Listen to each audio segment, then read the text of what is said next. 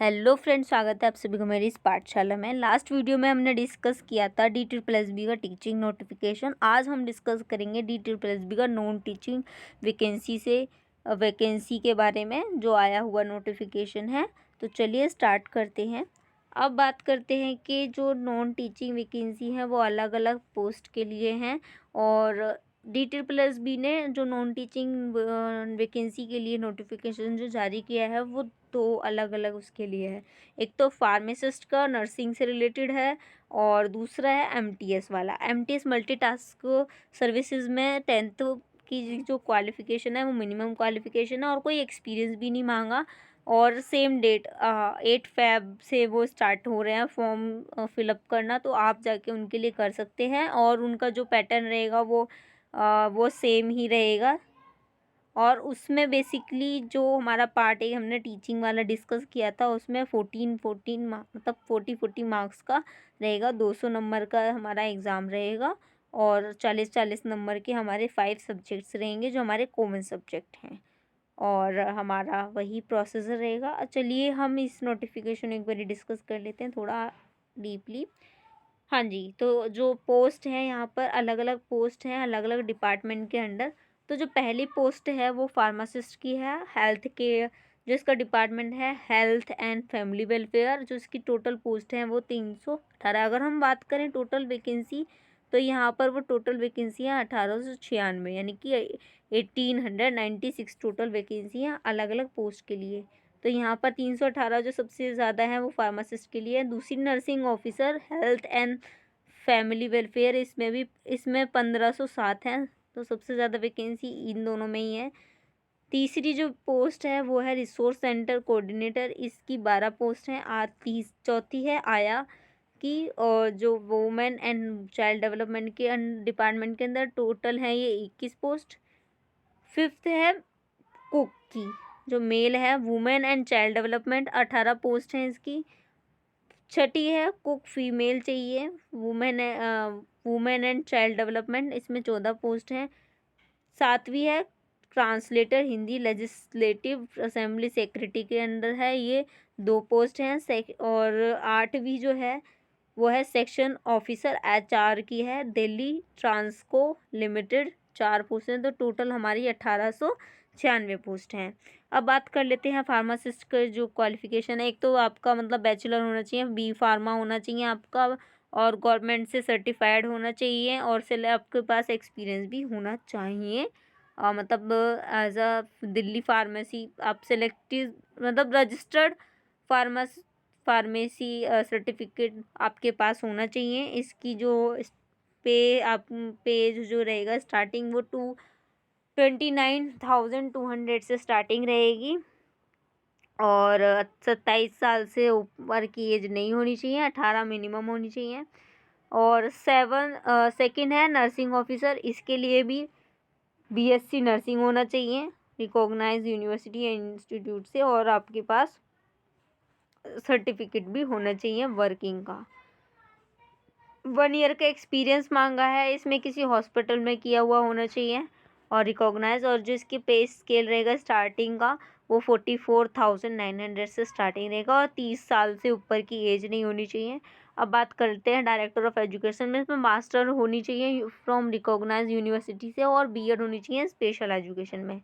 और साथ ही साथ इसमें senior diploma in teaching and मतलब उसमें होनी चाहिए किसी पर्टिकुलर जो स्पेशल बच्चे होते हैं उनके लिए, जैसे कि secondary level teacher training course in visual impairment. आपके पास कोई ऐसा स्पेशल एजुकेशन से रिलेटेड सर्टिफिकेट होना चाहिए और registration with rehabilitation council of India. आपके पास रजिस्ट्रेशन नंबर होना चाहिए RCI से। अब बात कर लेते हैं, इसमें भी 1 ईयर का एक्सपीरियंस मांगा है in the field of special inclusive education for children with disabilities. Inclusive मतलब किसी आपने स्कूल या फिर किसी रजिस्टर्ड प्लेस पे अपना काम किया हो, ठीक है। और इसका स्टार्टिंग पे जो रहेगा 47,600 से रहेगा स्टार्ट, और 30 साल से ऊपर की एज नहीं होना चाहिए। और अब बात करते हैं आया की, तो इसमें मैट्रिक मांगी हुई है और आप किसी मतलब 6 मंथ का एक्सपीरियंस होना चाहिए किसी रिकॉग्नाइज्ड मतलब रजिस्टर्ड ऑर्गेनाइजेशन के अंडर, और इसमें कोई एक्सपीरियंस नहीं मांगा हुआ है और अलग से। बाकी 6 मंथ का आपके पास एक्सपीरियंस, वर्किंग एक्सपीरियंस होना चाहिए, और स्टार्टिंग जो सैलरी रहेगी वो 18,000 से रहेगी। और अब बात करते हैं कुकी। 10th प्लस मतलब 10th पास होना चाहिए और उनके पास कुकिंग टेस्ट भी होना चाहिए और 2 ईयर का एक्सपीरियंस होना चाहिए। गवर्नमेंट डिपार्टमेंट के मतलब अंडर काम किया होना चाहिए, और 18,000 से स्टार्टिंग रहेगी। ऐसे ही फीमेल कुक के लिए भी सेम क्वालिफ़िकेशन है यहाँ पर, सेम 18 से 27 साल तक का मतलब एज रहेगा लिमिट, 18 से स्टार्टिंग और 27 से लास्ट एज। और ट्रांसलेटर की जो पोस्ट के लिए अगर हम क्वालिफ़िकेशन की बात करें, master degree of a recognised university in Hindi and English as a compulsory of elective subject. Main subject मतलब हिंदी या फिर हिंदी विद इंग्लिश होनी चाहिए, और इसी में ही मास्टर डिग्री होनी चाहिए, और डिग्री यूनिवर्सिटी मतलब रिकॉग्नाइज यूनिवर्सिटी से होना चाहिए। और इसके साथ साथ degree with recognise other than मेडी, मतलब दोनों में ही इलेक्टिव सब्जेक्ट जो होना चाहिए वो इसी में ही होना चाहिए। नॉलेज ऑफ हिंदी टर्मिनोलॉजी की terminological and lexicographical working involving use of modern Indian language other than Hindi. So Hindi में ही आपका और इसमें क्या है, एक आपको रिकॉग्नाइज डिप्लोमा या फिर सर्टिफिकेट कोर्स आपका as a translation from Hindi to English vice versa, आपके पास 2 ईयर्स का एक्सपीरियंस होना चाहिए। और ये आप गवर्नमेंट के अंडर मतलब रजिस्टर्ड प्लेस से होना चाहिए आपका वर्क एक्सपीरियंस, किसी गवर्नमेंट ऑर्गेनाइजेशन या उसके अंडर जो रजिस्टर्ड है उनके यहाँ पर। और स्टार्टिंग सैलरी 35,400 से रहेगी, और एज़ पर योर एक्सपीरियंस यहाँ पर भी आपको पे किया जाएगा। आप लास्ट है सेक्शन ऑफिसर HR, इसमें ग्रेजुएशन होनी चाहिए और फुल ऑफ बैचलर मतलब PG degree in business administration with specialisation in HRD, personnel management, industrial relation from recognise.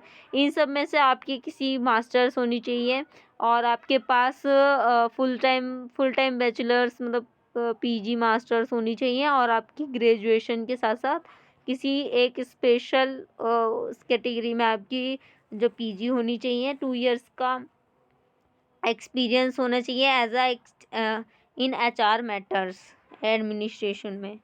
और इसमें क्या है, 27 साल से आपकी ज़्यादा एज नहीं होनी चाहिए, और उसमें अलग अलग कैटेगरी के लिए जो एज रिलैक्सेशन होता है उस कैटेगरी से बाहर नहीं होना चाहिए। और जो इनकी पे स्केल रहेगा स्टार्टिंग से वो रहेगा 10,900 से स्टार्टिंग इनका पे रहेगा, पे स्केल।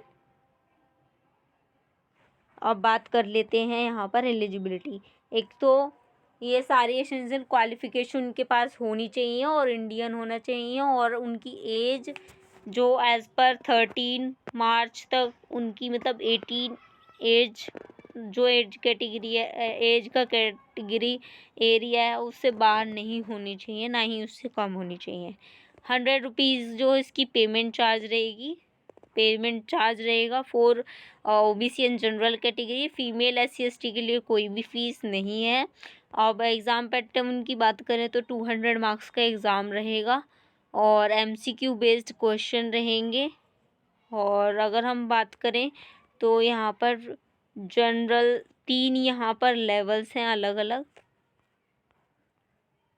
जो यहाँ पर ट्रायल के हिसाब से है।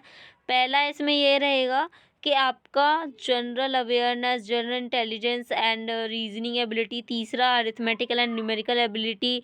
चौथा आपका test of Hindi language. Fifth आपका कंप्रीहेंशन रहेगा, test of English language and comprehension. मतलब एक तो Hindi language, English language, reasoning, maths और GS।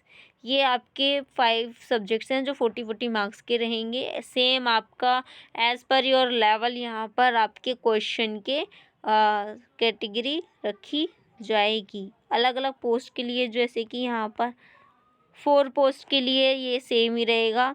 जो 3rd नंबर की पोस्ट है उसके लिए यहाँ पर पार्ट बी, उसमें पोस्ट ग्रेजुएशन मतलब 100 मार्क्स का ऊपर वाला पोर्शन रहेगा और से बी पार्ट का एक उनका स्पेशल कैटेगरी वाला जो पोर्शन है उसमें से क्वेश्चन आएगा। और पोस्ट 1, 2, 5 एंड 6 के लिए 200 नंबर का पेपर रहेगा, जिसमें से 100 मतलब 20-20 नंबर की ये ऊपर के जो 5 सब्जेक्ट हैं ए सेक्शन के वो आएंगे और सेक्शन बी के स्पेसिफिक जो उनकी सब्जेक्ट कंसर्न जो है वो सिलेबस आएगा।